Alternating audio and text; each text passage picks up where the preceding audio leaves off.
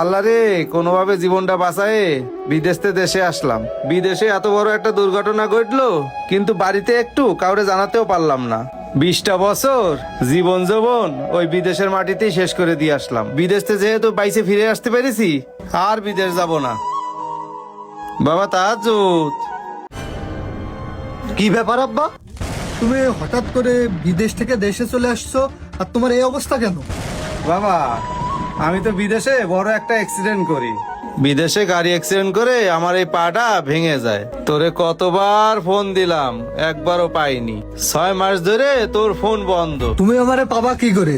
তুমি বারবার ফোন দাও বলে তোমার বৌমা আমার ফোনটা ভেঙে ফেলাইছে। এই জন্যই তো তুমি আমারে ফোনে পাওনি। তা তুমি এই অবস্থায় চলে আসলে কেন? তুমি ওই দেশেই ভালো চিকিৎসা করতে। আমি অসুস্থ হওয়ার পরে আমি আর কাজ কাম করতে পারি না। কোম্পানি তো আর আমারে বসায় বসায় খাওয়াবে না, তাই কোম্পানি আমারে দেশে পাঠাই দিয়েছে। তাই আমি চলে আইছি। তা তোমার বলা নেই কওয়া নেই, হঠাৎ করে চলে আইছো। তুমি থাকবা কনে? কি থাকবো কনে মানে? আমি বিদেশে থাকতে সারা জীবন যা ইনকাম করেছি সবই তো তোর কাছে পাঠাইছি। তুই সেই টাকা দিয়ে এত বড় বাড়ি ঘর করেছিস, এখন তুই বলছিস আমি কনে থাকবো? তোমার টাকা মানে? আমার বউ বাপের বাড়িতে টাকা নিয়ে আইছে, আমি সে শ্বশুরের টাকায় এ বাড়ি করেছি। কি শ্বশুর বাড়ির টাকা দিয়ে বাড়ি করেছিস মানে? তোর মাথাটা তো ঠিক আছে? পাগল হয়ে গেছিস নাকি? চল ঘরে চল। দাঁড়াও দাঁড়াও, তুমি ঘরের ভিতরে যাচ্ছ কেন?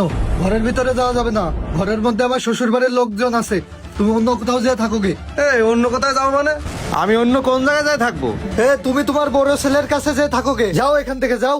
ওরে বাবা রে!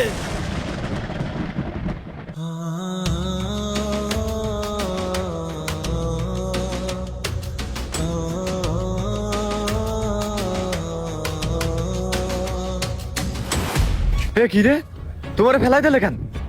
ও আব্বা, আব্বা রে, কি হয়েছে আব্বা? আস্তে আস্তে ওঠো, ওঠো ওঠো, আস্তে আস্তে দাঁড়াও। কি ব্যাপার, তুই আমার আব্বারে ধাক্কা মেরে ফেলাই দিছিস কেন? আব্বা তোমার কি হয়েছে? তোমার এই অবস্থা হইলো কিভাবে? ও বাবা রে, বিদেশে আমার অ্যাক্সিডেন্ট করে পা ভেঙে গেছে, তাই আমি বাড়ি চলে আইছি। বাড়ি আসার পরে তোর ছোট ভাই আমার ঘরে ঢুকতে দেয় না। কি বলতিস সব? তোমারে ঘরে ঢুকতে দিইনি, তা তুমি আমারে বলনি কেন? বাবা, তোরে বলবো কোন মুখ নিয়ে? টাকা পয়সা তো সব ওর নামে পাঠাইছি, তোরে তো আমি কিছুই দিইনি। সব সম্পত্তি তো ওর নামে। এখন ও বলতেছে এই সব কিছু নাকি ওর শ্বশুর রাতেছে। কি শ্বশুর বাড়িতে সব দেশে মানে? আব্বাই তো তোর বাড়ি গাড়ি সব করিতেছে, সেই বাড়িতে তুই আমার বন্ধু থাকতে দিসনি। যে বাপ তোর জন্য এত কিছু করলো, সেই বাপের তুই বাড়িতে জায়গা দিচ্ছিস নে, বাড়ি থেকে বের করে দিচ্ছিস। তোর তো বাপের প্রতি একটু দরদ নেই। আমি আব্বারে দেখবো কি দেখবো না সেই কই ইপিতকে আমি তোরে দেবো? তোর যদি এত দরদ লাগে তুই আব্বারে নিয়ে যা। বাবা, তোরে ঠগানোর জন্য মনে হয় আল্লাহ আমার এই শাস্তি দিয়েছে। দুই ছেলেরই সমান ভাবে না দেখায় আল্লাহ আমার এই বিচার করেছে। না আব্বা, তুমি ওইসব কথা বলি না। তুমি আমার সাথে চলো, আমি তোমার দেখবো সারা জীবন। তুমি কোনো টেনশন করি না, তোমার এই অবস্থায় আমি তোমারে ফেলবো না। আব্বা তোরে সবকিছু দিয়েছে, আমারে কিছু দিইনি, তাতে আমার কোনো দুঃখ কষ্ট নেই।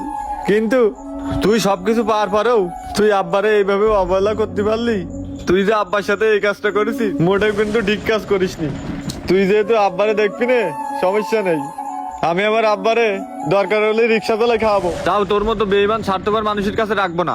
আব্বা তোমার ওর কাছে থাকতে হবে না, তুমি আমার সাথে চলো। ঠিক আছে বাবা, চল। আমি আর এই অমানুষের কাছে থাকবো না। ঠিক আছে চলো।